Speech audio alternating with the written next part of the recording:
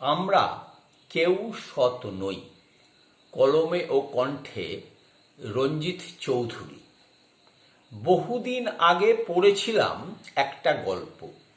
কার লেখা, কি গল্পের নাম, সব আজ প্রায় স্মৃতিলুপ্ত।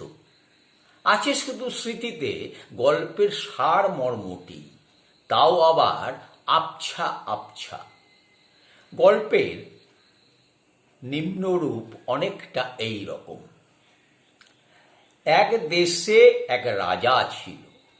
সেই দেশে এক প্রজা চুরি করে ধরা পড়েছিল।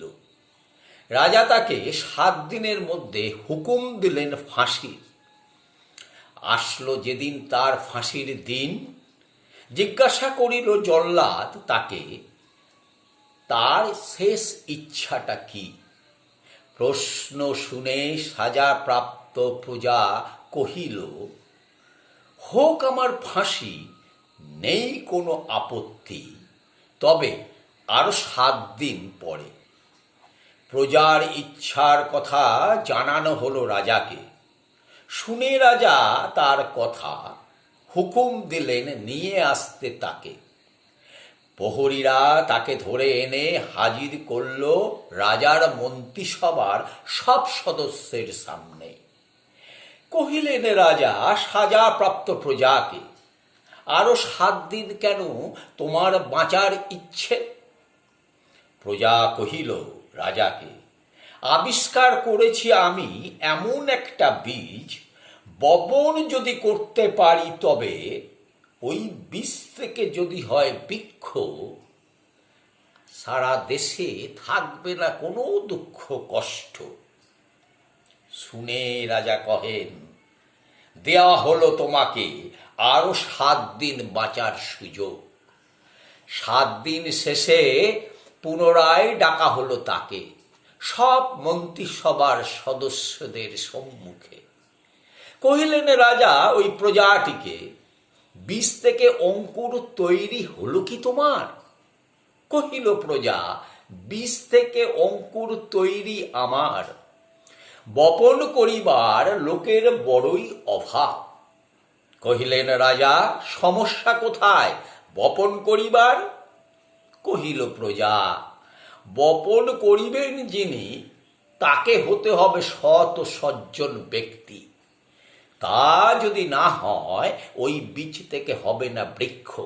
শুনে রাজা কহেন তার মন্ত্রিসভার এক সদস্যকে, যাও তুমি বপন করো ওই বীজগুলোকে। শুনে কহেন মন্ত্রিসভার ওই সদস্য, না রাজা, আমার দ্বারা হবে না ওই বীজগুলো বপন।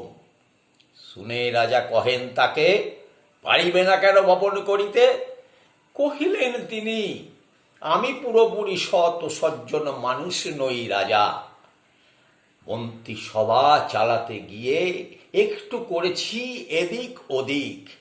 এরপরে রাজা অর্থমন্ত্রীকে কহেন বীজগুলোকে বপন করিতে। মন্ত্রী শুনে কহেন রাজাকে, আমার দ্বারা হবে না করা ওই বীজগুলো বপন। কহিলেন আরো তিনি, ও তো মন্ত্রিসভার নামমাত্র সদস্য হয়ে যদি একটু এদিক ওদিক করে, আমি অর্থ দপ্তর চালিয়ে অনেক বেশি করেছি এদিক ওদিক সেদিক। মন্ত্রী কহিলেন, এবার রাজামশাই বীজগুলো আপনি বপন করেন। শুনে রাজা কহেন, আমার দ্বারা ওই বীজগুলো কি করে হইবে বপন? আমি তো তোমাদের সকলের ওপরে, আমার এদিক ওদিক সেদিক অনেক অনেক বেশি। এমত অবস্থায় সংকট সৃষ্টি হলো মন্ত্রিসভায় ওই সাজাপ্রাপ্ত ব্যক্তিকে নিয়ে। কেহ কহিলেন ওকে ফাঁসি দিয়ে দেওয়া হোক, ও আমাদের সব কিছু জেনে ফেলেছে। বেশিরভাগ সদস্য কহিলেন, না না, ফাঁসি দিলে সমস্যা আরো ঘনীভূত হবে। এর চেয়ে বরং ওকে মন্ত্রিসভার একজন সদস্য করে নেওয়া হোক। এছাড়া আর নেই কোনো উপায়। আমরা যে কেউ সৎ ও সজ্জন নই ও জেনে ফেলেছে। এই গদ্য কবিতাটি পদত্যাগ চাই ওই নেতা ও দলের দিকে ছুড়ে দিতে, বিচার চাই তাদের পাশে থেকে। সাদা চুল, সাদা ধুতি ও পাঞ্জাবি পরা ওই তিনজন ব্যক্তিকে প্রশ্ন করতে চাই, মনীষা দেবী কোথায়? মনীষা দেবী কোথায়? ডাক্তার অনিতা দেওয়ান, তার ধর্ষকরা কোথায়? বিমলা দেবীর হত্যাকারীরা কোথায়? কোথায় সেই আসামিরা? নার্স বর্ণালী দেবীর খুনিরা কোথায়? তাপসী মালিক, তার ধর্ষণকারীদের ধর্ষকরা কোথায়? কোথায় আজ মরিচ ছাপি মা ও বোনেদের ধর্ষণকারীরা? আবার বলি, মৌমিতার বিচার চাই চাই। শুধু ভয় হয় মৌমিতার বিচার যেন আগে উল্লেখিত দিদি বোনেদের মতো না হয়। বিচার চাই মতেদের কাছে, একটাই মোর আবেদন, রং লাগাতে দিও না তোমরা তোমাদের এই রংহীন আন্দোলনে।